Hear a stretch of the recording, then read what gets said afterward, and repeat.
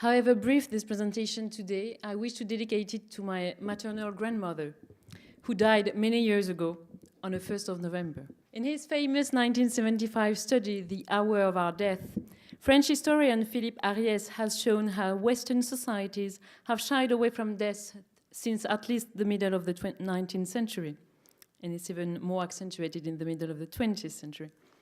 In his mourning diary written in those same years, Roland Barthes remarked that only through the experience of grief are we forced to confront our own mortality. He also noted how lost and isolated he felt in the face of this experience, finding no solace in the company of his contemporaries or in collective customs. He then turned to writing in the form of an almost daily account of his emotions of grief upon the loss of his mother. But he also turned to the only other thing he knew would bring him some measure of comfort, literature and his reading of Marcel Proust. Similarly for Joan Didion, in her much celebrated The Year of Magical Thinking in 2005, by all accounts the initiator of the mourning diary of the new millennium, solace is found in books, in reading and writing. In time of trouble, she writes, I had been trained since childhood. Read, learn, work it up, go to the literature. And yet, she observes, given that grief remained the most general of afflictions, its literature seemed remarkably spare.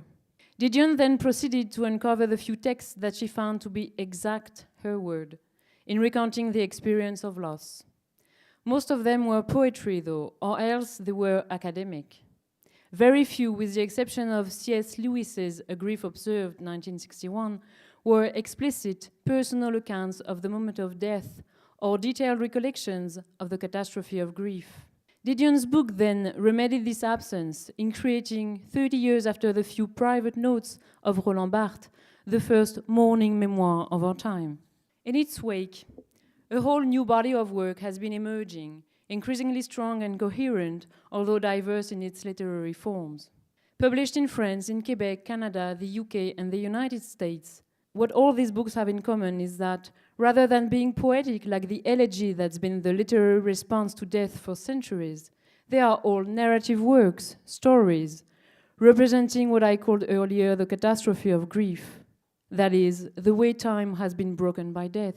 They also all become meditations about what time the writer has left, what some of them call their last life. It is my conviction then that they can help us learn how to face what Didion herself calls our personal extension.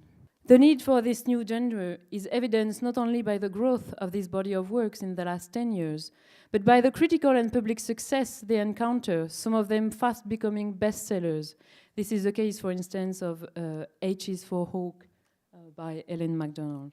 What used to be remarkably spare then for Joan Didion is now a fully fledged corpus that demands our attention, that demands to be studied, and the ones featured in the slide are only a sample of these existing books.